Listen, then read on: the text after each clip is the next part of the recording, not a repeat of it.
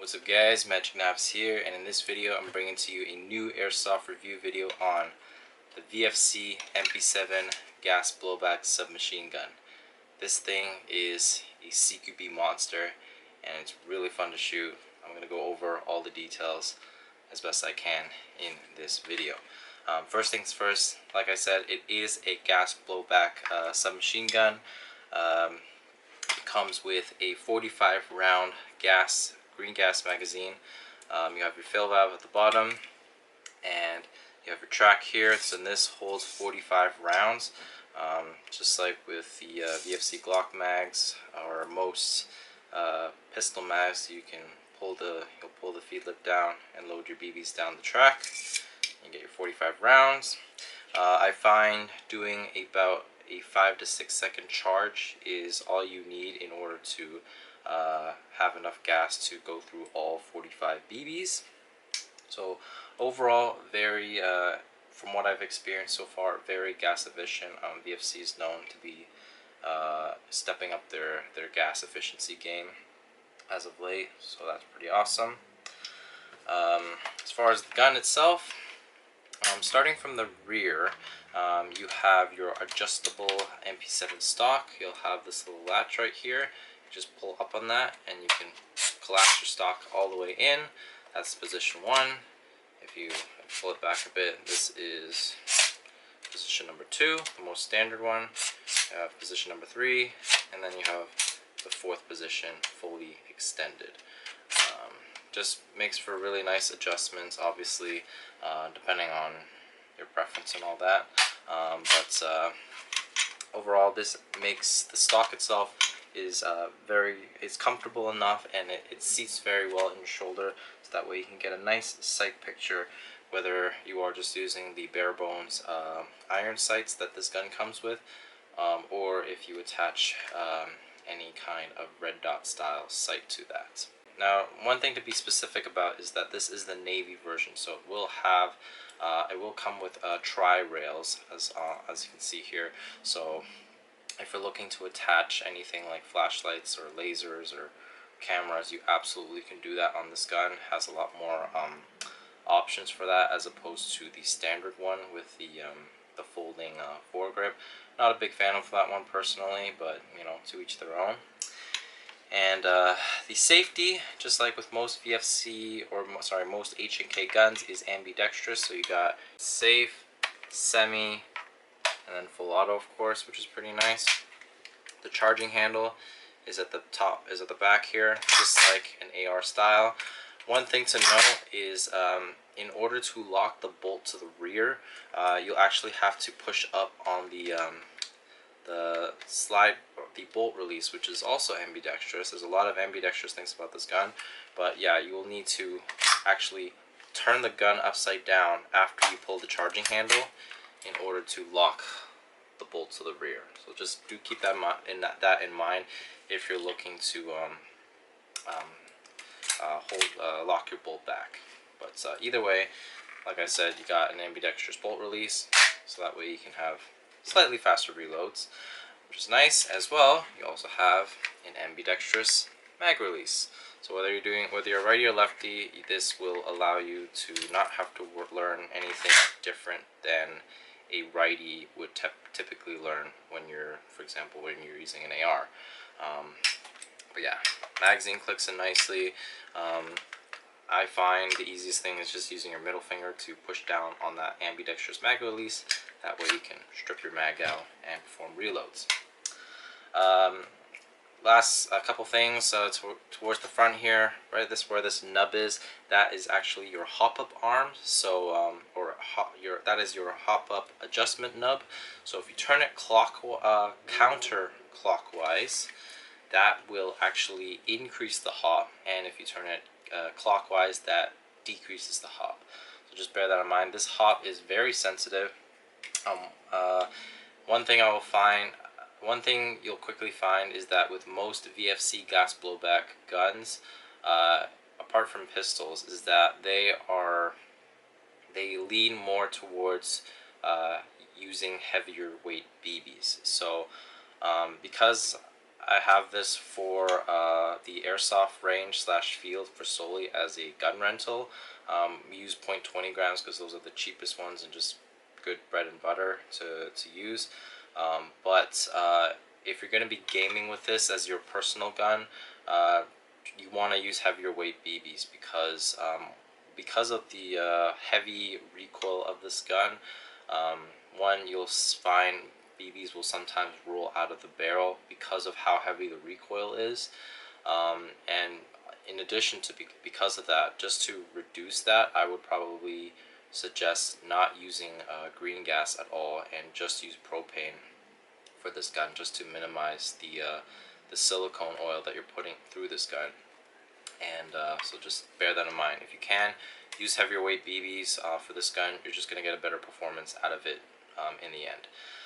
Lastly, we got our flash hider here. This is actually a 12mm positive flash hider, not 14mm CCW as it is with most guns. So when you first get it, it might be extremely stiff, and so you have to use like a wrench or something to screw this off. But once you do, you will then be able to take your tracer units. You will need a special adapter for the MP7. So here I have a 12mm positive to 14mm CCW adapter here, so that way I can attach a Ace Tech tracer unit onto this thing. I actually did have to put a bit of Loctite on the adapter where it screws onto the tracer unit, just because since you are screwing this in opposite directions, it can be annoying for you to have to constantly retighten the tracer unit onto the barrel. So if I just show you how this looks really quick, and this obviously makes this extremely fun to use when you're rocking this with tracers and or even playing low light games. But I mean, look at that. It definitely adds a nice look to the gun as well. For if you're looking to run tracers on this thing. Now, a couple things that you will need to be aware of is first things first is that, like I said, because VFCs are known to are mostly designed to run heavier weight BBs. To get the max performance, make sure to run heavier BBs. But the other thing is, because of the heavyweight recoil of this gun, a couple things to keep in mind. Always double check all of the screws on the gun, as well as the flash hider, because especially if you're shooting this in full auto, things like the kill flash on my on the red dot here, as well as the flash hider, will tend to get loose. Even check the front sights, because if they didn't tighten down the screws enough, it will loosen over time, and you don't want to be losing screws on your replica.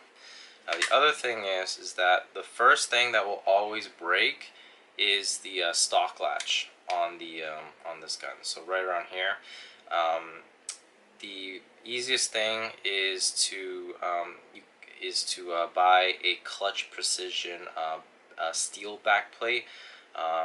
It's pretty much a drop-in fit, no modifications needed, and that way you don't have to worry about broken back plates or stock latches anymore. Now the other thing I've also replaced is the bolt itself. This is also by Clutch Precision, and it is a steel CQB bolt. Highly recommend the CQB one, because it's when you are using the bolt release on this gun, the original one that comes as an aluminum bolt, it wears out the edge of the bolt release very easily, so it eventually just stops locking back. So to reduce that, or to not have that issue anymore, just buy yourself the Clutch Precision steel bolt. They now have a heavy bolt one as well, but that one it reduces your gas efficiency, and even though it's heavier recoil, you you lose gas efficiency very quickly. So those are the two things I would highly suggest that you upgrade it when you get your VFC MP7. Now, in order to install these, all you have to do is take these two back pins out here, just with a punch pin and a hammer, knock those out, and that way you can get into the internals and clean your gun, make those upgrades and adjustments. Because one thing you also have to keep in mind is that out of the box, this gun shoots at around 400 feet per second with .20 gram BBs, which is a lot considering how little this gun is. I did have a lot of struggle doing fiddling with this, because I did get a end pass for the VFC MP7, but as it turned out, the first one was somehow defective. I don't know exactly why, but I got a new one, and now I have it end pass adjusted to around 330 feet per second with a .20 gram BB, so it's about 1.1 joules. So just bear that in mind.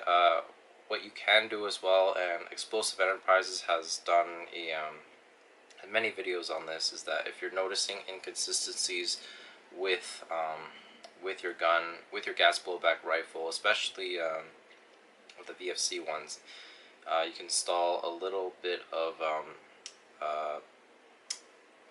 styrene tubing into the end pass nozzle.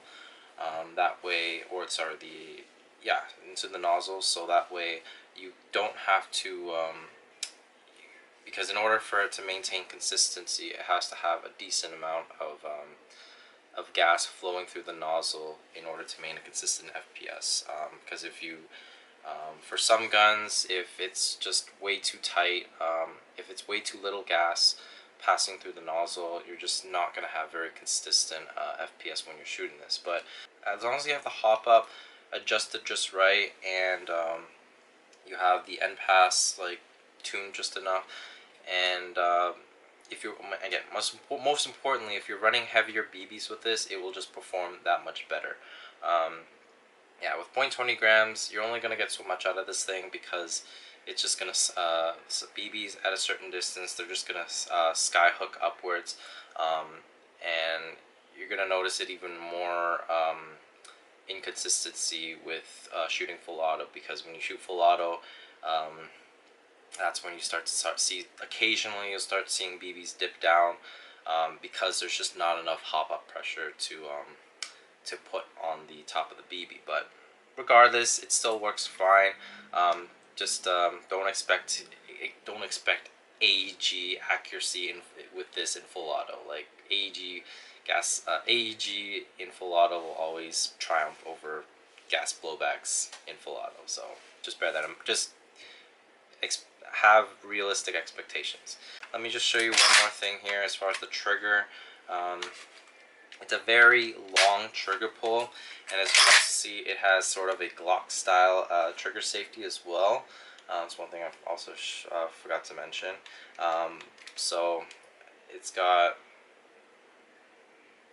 about 7 millimeters of travel till you hit the wall. In fact, the wall is almost you can't even feel any wall, but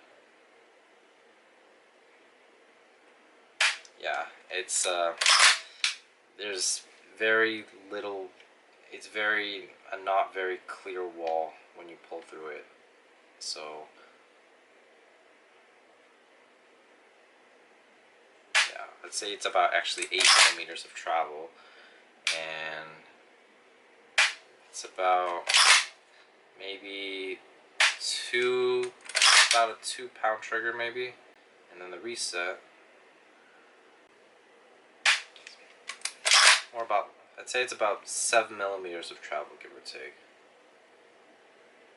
Yeah, so about give or take about 7 or 8 millimeters of travel before you hit the close to non-existent wall or the break, and then it's more or less about a 7mm reset.